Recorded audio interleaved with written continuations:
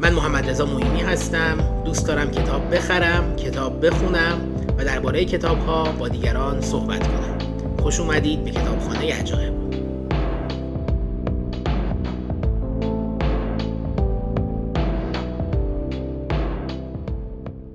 اگر ثروتمند بودم کتابخانه‌ای بزرگ می‌ساختم و کتاب‌های فراوانی نگه می‌داشتم با صحافی‌های پرزرق و برق و کاغذهای سبک و لطیف.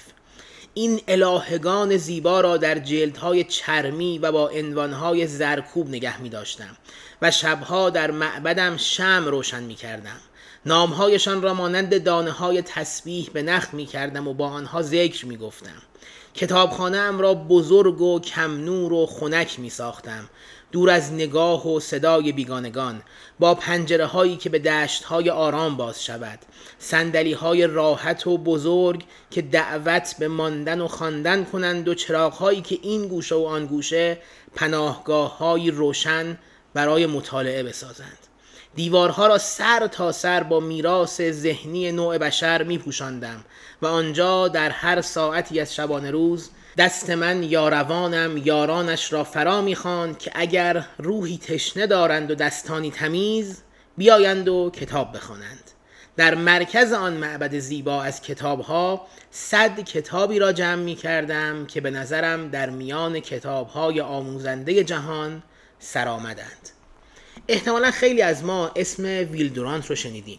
ویل دورانت به سبب کتاب بزرگ و گسترده تاریخ تمدن که به همراه همسرش آریل دورانت نوشته در ایران و البته در جهان بسیار شناخته شده است.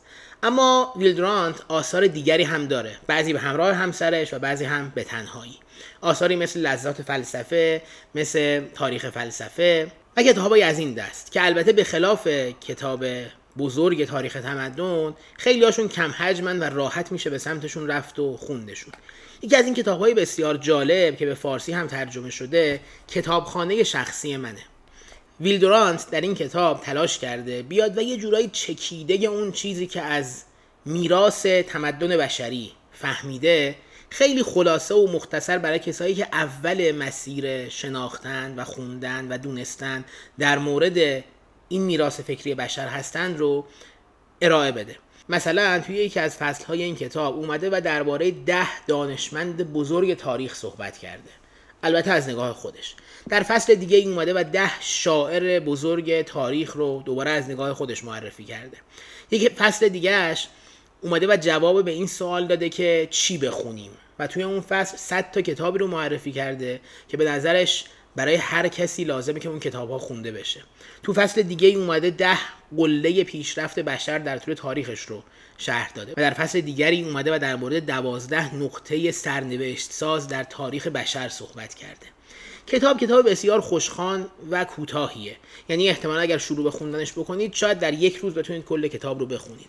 اما وقتی این کتاب رو میخونید یهو مواجه میشین با یک دریای بسیار بزرگ از اسمها، از آثار، از چیزای بامزه و جالب که احتمالاً قبل از این خیلی باهاش آشنا نبودید. یه نکته که باید توجه کرد اینه که دورانت این کتاب رو از نگاه خودش نوشته، یعنی یه آدمی که اگرچه تاریخ تمدن نوشته و با میراث بشری در جابجای مختلفش آشنا بوده، اما بالاخره یک مرد آمریکایی قرن 20 بوده و طبیعتاً نگاهش به بخش‌هایی از تمدن بشری مثبت‌تر بوده تا بخش‌های دیگه. مثلا در بخش 10 شاعر بزرگ تاریخ اومده و شاعرایی رو معرفی کرده که احتمالا خیلی از ماها اسماشون هم شاید نشنیده باشیم. طبیعتاً اگر دورانت ایرانی بود یا با ادبیات فارسی بیشتر آشنا داشت اسم یه سری از شاعران بزرگ فارسی مثل حافظ، سعدی یا مولوی رو توی کتاب می آورد. اما شاعرانی که اینجا معرفی شدن شاعرانی که برای یک مخاطب انگلیسی زبان بلکه بیشتر مخاطب آمریکایی خیلی جذاب و مهمن. با این وجود این چیزی از اهمیت و ارزش این کتاب کم نمیکنه و این کتاب میتونه به شما کمک بکنه ببینید که یه آدمی مثل ویل دورانت چه چیزهایی رو، چه نقاط درخشانی رو در تاریخ تمدن و تفکر بشری میدیده و تلاش کرده این نقاط رو به یک کسی که اول مسیر شناخت و مطالعه این میراث بزرگ بشریه معرفی بکنه. پیشنهاد میکنم شما همین کتاب کوتاه رو مطالعه بکنید و از دریچه نگاه ویل دورانت با میراث تمدن بشری آشنا بشید.